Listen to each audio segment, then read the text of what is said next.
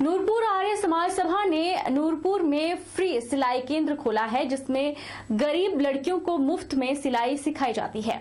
All India स्तर पर वैदिक प्रतियोगिता संपन्न हुई, जिसमें काफी संख्या में लोगों ने भाग लिया।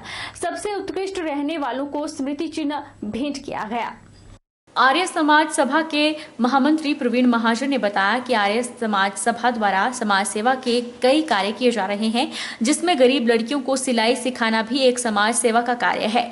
इस सिलाई केंद्र में लड़कियों को मुफ्त सिलाई सिखाई जाती है। प्रवीण महाजन ने कहा कि सिलाई का 6 महीने का कोर्स है और पहला बैच पूरा होने और 9 लड़कियों को प्रमाण पत्र, स्मृति चिन्ह और सिलाई किट सभा की तरफ से भेंट की गई। वर्ष पहले हमारे प्रधान जी के अनुसार हमारे कार्यकारिणी ने एक निर्णय लिया था कि हम समाज सेवा का भी कोई कार्य शुरू करें, क्योंकि इससे पहले हम साप्ताहिक यज्ञ के बाहर नहीं निकल पा रहे थे। उसके अनुसार सबसे पहले हमने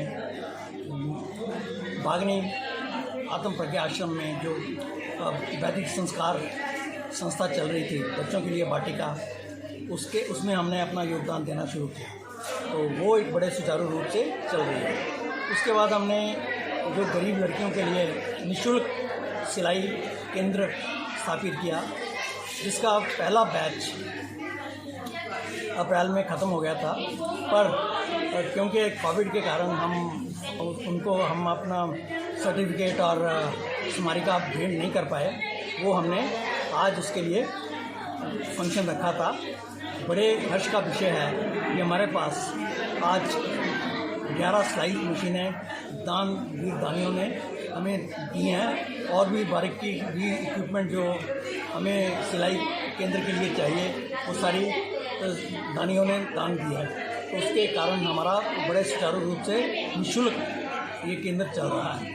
बिलासपुर बस अड्डे पर एक बड़ा हादसा तब पेश आया जब 2 बसों के बीच दबने से एक व्यक्ति की मौत हो गई। 59 वर्षीय इस व्यक्ति का नाम ब्रह्मादास है, जो कि बिलासपुर के दनोह कोशरिया का रहने वाला बताया जा रहा है। बिलासपुर सदर पुलिस ने मौके पर पहुंचकर मामला दर्ज कर आगामी कार्रवाई शुरू कर दी है।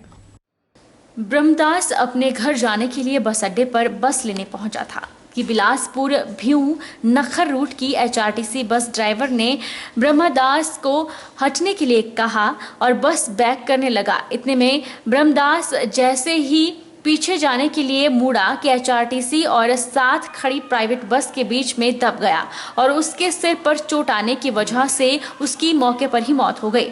शव को क्षेत्रीय अस्पताल बिलासपुर लाया गया है, जहां से पोस्टमार्टम के बाद शव परिजनों को सौंप दिया गया है। इसके साथ ही बिलासपुर सदर पुलिस ने मौके पर पहुंचकर मामला दर्ज कर आगामी कार्रवाई शुरू कर दी है कि यह हादसा एक लापरवाही है या फिर दुर्घटना। वहीं HRTC के बस ड्राइवर रामपाल ने क्या कहा, आइए सुनते हैं। ऐसा वही मैं गाड़ी निकाला, दोनों साइड बसें लगी थी, ठीक है, बसें लगी थी, प्राइवेट गाड़ी लगी थी राइट साइड ड्राइवर साइड को, तो पिछली ताकि के वास्ते खड़े हुए और 2-3 बंदे और थे। मैं बोला अंकुरी साइड को जाए, इस पीछे जाने के बजाय प्राइवेट की बस में चढ़ गए और जैसे गाड़ी निकली, जैसे 2-3 फुट आगे और निकली थी, इन्होंने गर्दन गाड़ी बाहर को गर्दन लगी बस में, थोड़े प्रेस हुए, जैसे प्रेस तो नहीं हुए इतने पर मजीना ऐसे गाड़ी को वो। हिमाचल प्रदेश के विश्व विख्यात शक्तिपीठ नैना देवी में आज से आषाढ़ मास के गुप्त नवरात्रि शुरू हो गए हैं। सुबह की आरती के साथ पूजा अर्चना के साथ गुप्त नवरात्रि शुरू हुई। गुप्त नवरात्रों के उपलक्ष्य पर भारी संख्या में श्रद्धालु माता के दर्शनों के लिए पहुंच रहे हैं। गुप्त नवरात्रों के उपलक्ष्य पर भारी संख्या में श्रद्धालु पंजाब, हिमाचल, हरियाणा, दिल्ली और अन्य प्रदेशों से नैना देवी पहुंच रहे हैं। हालांकि कोविड के चलते श्रद्धालुओं को मास्क लगाकर ही मंदिर में प्रवेश करने दिया जा रहा है। इसके अलावा सोशल डिस्टेंसिंग का पालन करते हुए उन्हें लाइनों में ही माता के दर्शन करवाए जा रहे हैं। पुजारी दीपक भूषण का कहना है कि गुप्त नवरात्रों के उपलक्ष्य पर माता के दर्शन करने से सभी मनोकामनाएं पूरी होती है।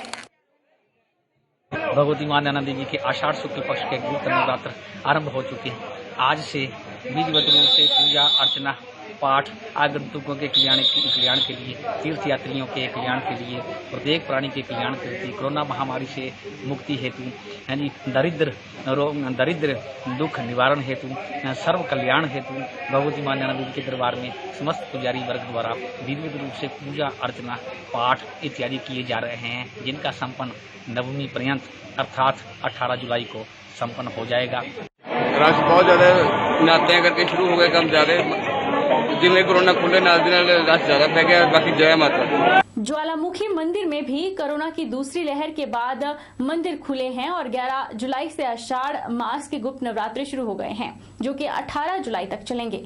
गुप्त नवरात्रि का विधिवत आरंभ पूजा अर्चना से किया गया। इसके साथ ही पुजारी वर्ग और विद्वान पंडितों को माता के जप पाठ का विधिवत संकल्प भी दिलवाया गया।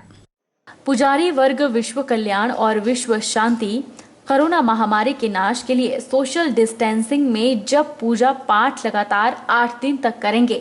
पुजारी अविनेंद्र शर्मा ने बताया कि हिंदू धर्म में नवरात्र मां दुर्गा की साधना के लिए बेहद महत्वपूर्ण माने जाते हैं। नवरात्र के दौरान साधक विभिन्न तंत्र विद्याएं सीखने के लिए मां भगवती की विशेष पूजा करते हैं।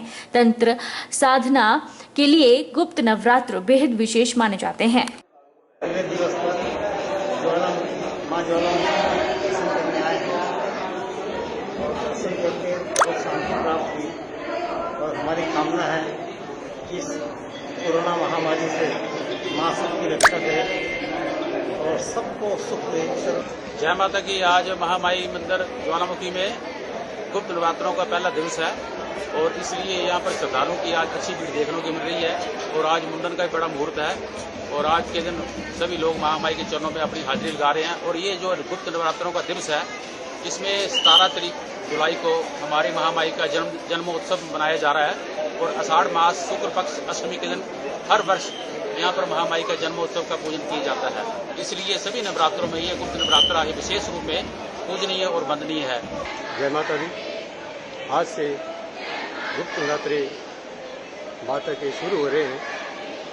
प्रशासन की तरफ से पूरा इंतजाम किया गया है तथा पुजारी वर्ग पूरा जो भी है वो SOP का ध्यान रखते हुए माता की पूजा अर्चना करेंगे।